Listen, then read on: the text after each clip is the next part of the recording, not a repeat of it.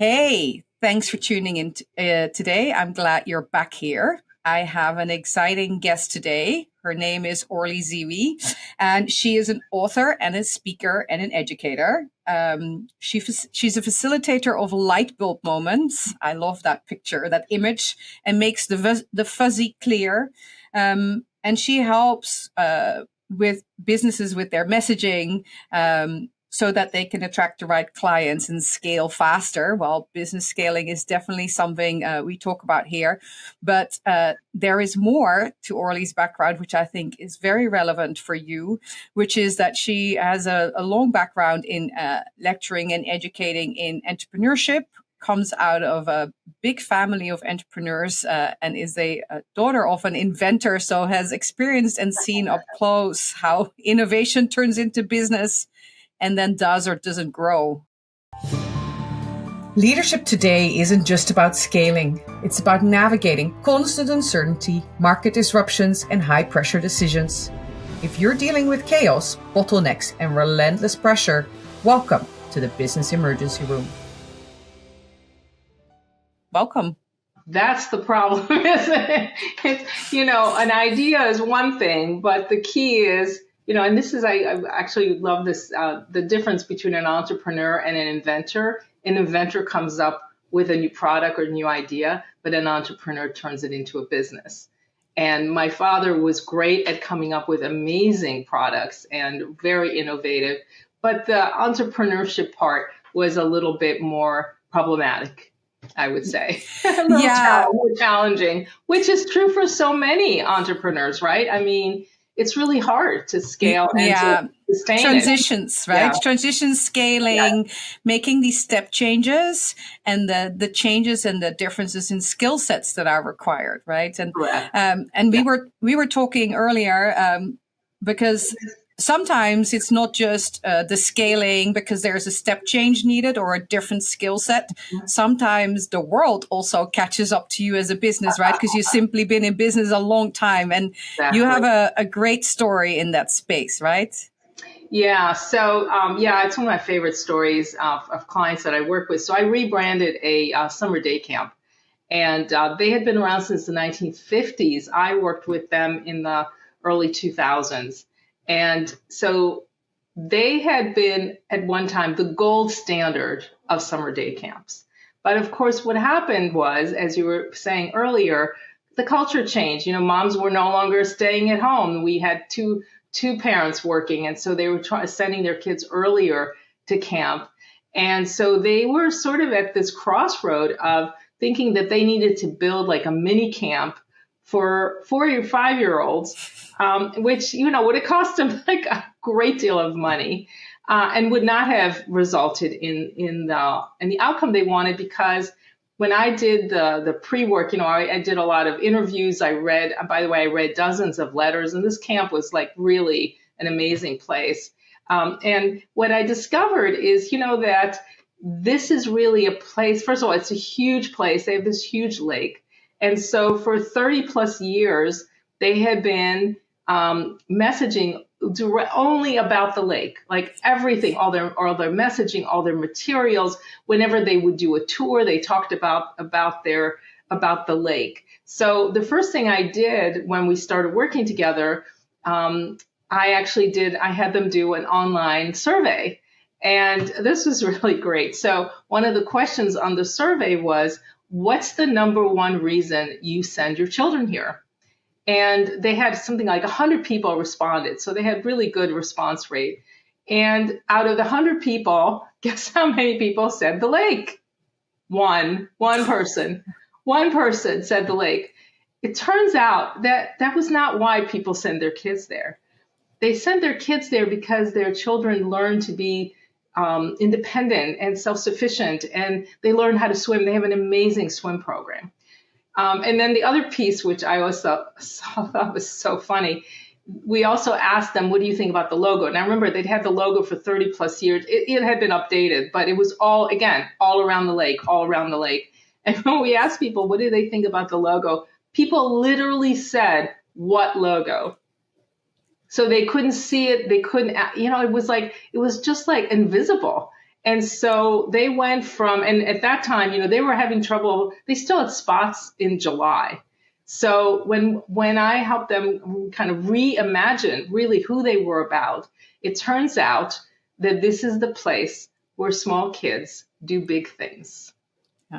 And once that's a nice slogan. Yeah. Thank you. But so much to unpack in this story, right? Because it's intriguing. There is quite a lot of businesses that are successful for quite a long time, and then the world evolves, and then they're no longer. And your example of then businesses not actually realizing what some of the successful ingredients were, or the ingredients that facilitated their success, what they really are and what they think they are, and it not aligning. And so then it almost feels as if the success is even more staggering, right? And that if they would have been tuned in even better to what their successful factors were, yes, where could they have been? Which is not how you want to look at your business, right? No, and the fact of the matter is, I saved them probably $100,000 in not building this new camp, because it also turns out, this is something else about summer camps, is kids make their decisions. Usually they start at 6. By age 8 or 9, they're never going to move. This is where they're going to be. So they were thinking of like, oh, from 4 to like 14. No, 6 to 9 was really, that's their sweet spot.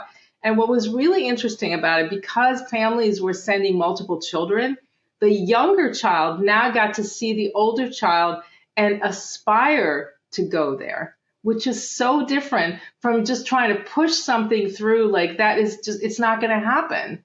No. And by the way, just so you know that there is a business outcome to this.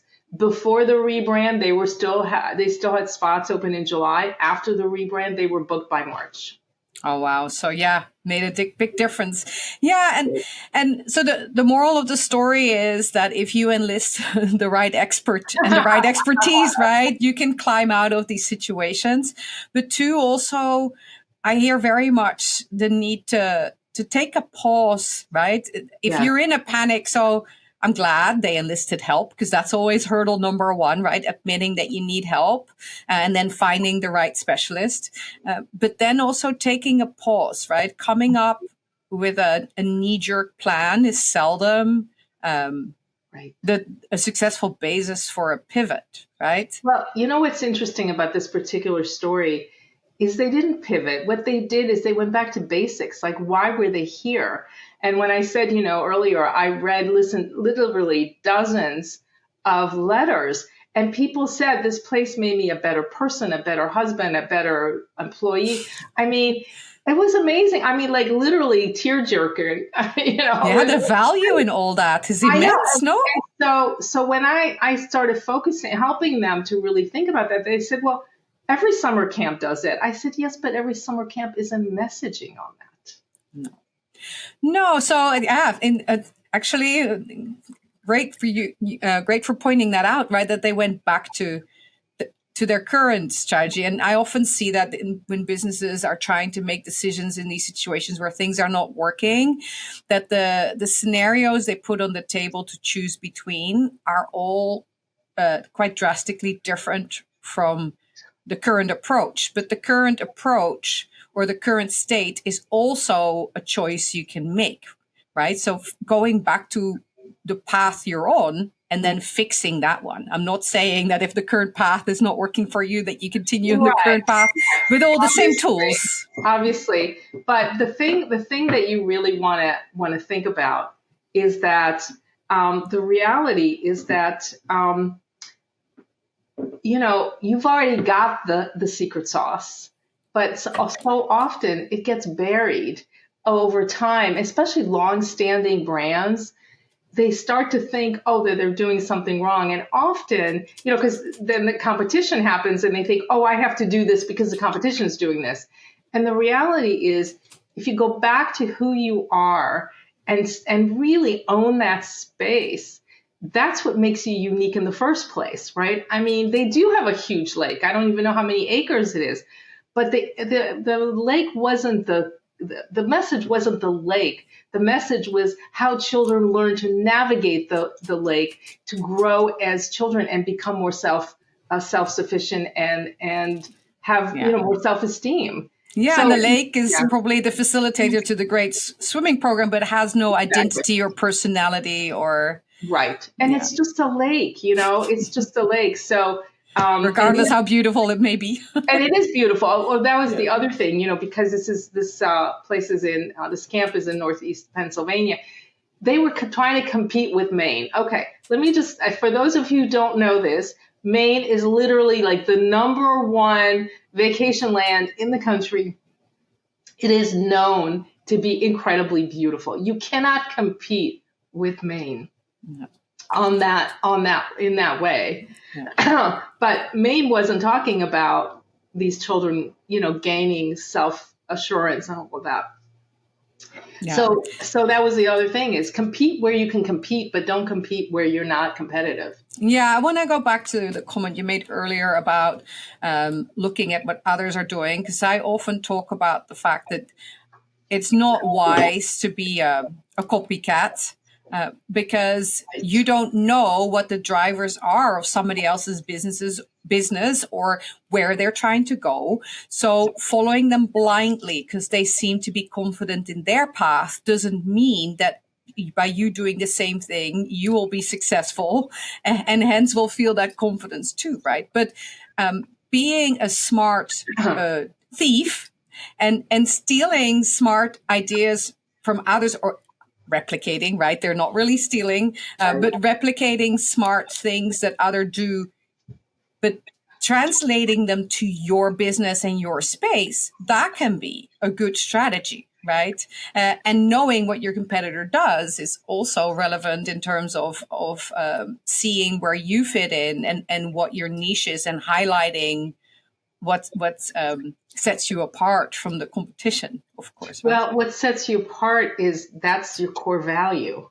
Yeah. And what tends, the core values have gotten kind of a bad rap because especially corporations, they tend to use them like stickers. Oh yeah, we're great at customer service. Yeah, we're great. Well, you know what? If customer service is not literally baked into your DNA, that's just a way you do business. Because let's face it, if you had terrible customer service, you wouldn't have customers.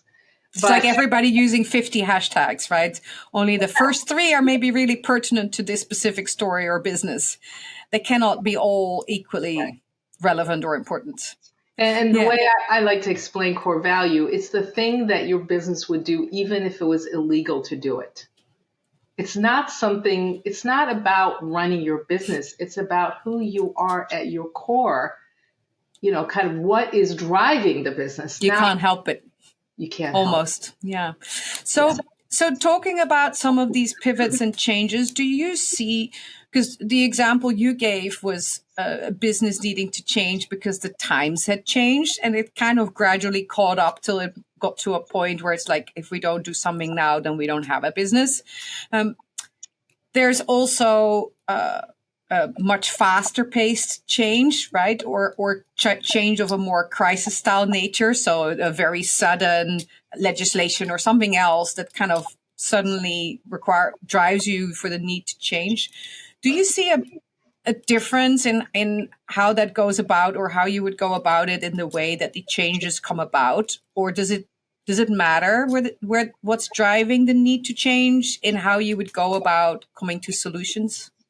Well, a great example is what's happening with AI, right? I mean, there's a new tool. Look, when the World Wide Web happened, a lot of business died because they could not switch from, the brick and mortar onto an online platform. So I think AI is still too new. So I don't really know yet nobody really knows where it's going yet. But there was a technology, I think, is driving a lot of the changes. One of the things to remember is, there are jobs today that did not exist 30 years ago. And there will be jobs in 30 years that don't exist now. So there's also, so things are changing so rapidly, both on the technology front, on the cultural front, as we, as consumers, become more adept at navigating things like being on Zoom and selling all of our products online. That's a very different animal than, when people used to read circulars, if you remember those, and they would come to a store with a newspaper, and look for those bargain. Like, that's just, that whole concept is completely gone. And what another big change that's happened is it used to be that the stores had all the power, but now it's really the consumers, because we have access 24/7 to all your competitors, right? So we can do the research and find out both what we want and then look at competitive pricing. So you have to start looking at something besides pricing. And I think when we were more in the brick and mortar, you could get people in the door on pricing. Now it's not about that. It's really about experiential design. It's about getting people to engage with your brand. That's where social access. media comes in, right? Access, and then using storytelling as a way to get people to join your community, right? So it's really shifted very much from transactional to relation. So what I'm hearing you say is, from where you sit, there is a thing around technology development, for instance, where as a business, you either adapt or you can't, and that's the make or break to many a business. But that's something that all businesses need to deal with. One, two, that it's not just the technology, but it's also means that there is the drivers of your business partners, if you're business to business, or your consumers, the drivers that they have, and hence how they interact with you, changes over time. And I think your camp story is an example of that. And so that needs to be reflected in how you adapt and change. But then bringing it back to the work you do, Orly, does that mean? I think I know the answer. The answer to the core value piece, or who you are, or your core identity, doesn't change. But does that mean you then need to change also the way you communicate that, or does it affect your positioning even if your core identity doesn't change? Does it affect your positioning because the world around you changes? So that's a really good question. I would say, I think it's a different. I would ask a different question, which is really, the world has changed, and people access information differently, or they access our products differently. We have to stay current to what the norm is. So for instance, yes, your core value doesn't change, but how you communicate it would change. I mean, before social media, before apps, I mean, who had ever heard of anything, right? I mean, and you have to remember the iPhone's only been around since 2007. So we're not talking that long, but it seems like it's been here forever. And so the piece that's important here is to respond to what is happening in terms of how people access both information and how they make decisions. And I think that piece, how we make decisions about who we want to buy from, that's really shifted a great deal. And especially now you've got the Gen Zers, you've got different generations who also have had different experiences. So millennials now make up the majority of the workforce. Gen Zers are right behind them. And what's interesting about Gen Zers is that they will leave a place. They will not work someplace if it doesn't align with their values. I mean, they are really serious about that. I mean, so all of a sudden, your values actually matter. I think they mattered less, 50 years ago, because people bought, it was more transactional. It's more what you had to provide, and not from which moral platform or ethical platform you were maybe providing such. Right. I mean, there's the growth of all the B Corps and, sustainable companies. And, that did not exist 30 years ago. No, and I don't know. I think that movement was there in the business to business space too. I see it moving backwards a little bit. I think it had a peak. It's not quite at a peak currently in the way it works, but I do think that apart from more the moral or ethical values that companies also use to distinguish themselves, I think from an identity perspective, from an identity perspective, regardless of what drives the need for you to make a bit of a pivot or to re-clarify where you're going and what your focus is and what you're doing, 9 out of 10 cases, the clients I work with in the business to business space, that also results in external, the need to address external communication, and even if it's reconfirming that you're still on the same course, because people forget that if you have turmoil internally, your business partners, your suppliers, your clients, everybody experience that with you. So the fact that you are back on track, or that you've gone through the motions to get back on track or back on a better track, or are back in the saddle and confidently striding forward, that has been visible to people. And so they need that reassurance that you're still the same you, or are you the same you with an elevated or more modern jacket, or are you, they need to see that, and that communication is also very much needed in that business to business space. Absolutely. Even if nothing changed, huh? Well, here's the interesting thing, because you mentioned external communication. So messaging has to be both internal and external, because your biggest asset are your people. And you know for a fact that if things aren't going well, people will complain about it, and you will hear about it, you will see it. And so that's why, you've also got to remember that you're not just messaging to potential customers, you're also looking at retention and attrition, right? And so you want to get the best people, and to draw the best people.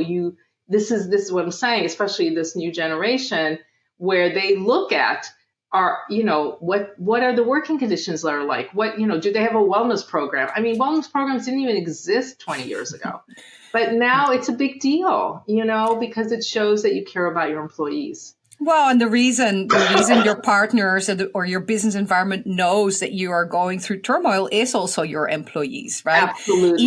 Even if they're trying to be really respectful of what's going on and not air out the dirty laundry, there will have been little comments made here or there. And so, yes, your whole team and all your employees are also part of the messaging that ends up being outward, which they need to hear and believe, which is, for instance, we're still the same trustworthy, very reliable, high quality supplier of X.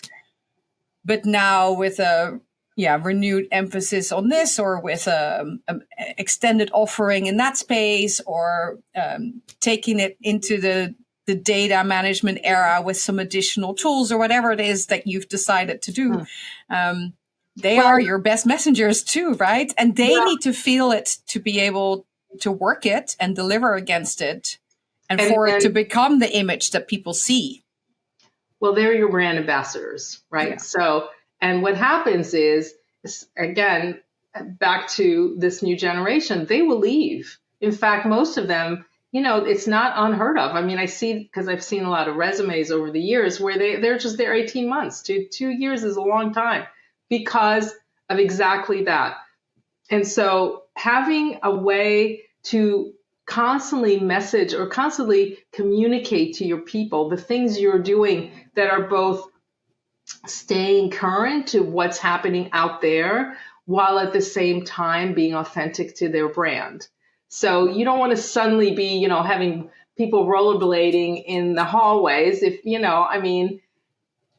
have to also remember who you are. That's why understanding who you are at your core is so important, because even as things change around you, your brand fundamentally does not change. It just, there's updates, right? It's like software updates, but you don't necessarily throw everything out and start over, and you don't try to pretend to be someone you're not. And that's something back to the competitive thing, where competition, it doesn't mean that you need to do what they do. It means that you need to go back to who you are, and then find what differentiates you, so that you can compete from your perspective in the industry, right? So without trying to be a copy of another competitor.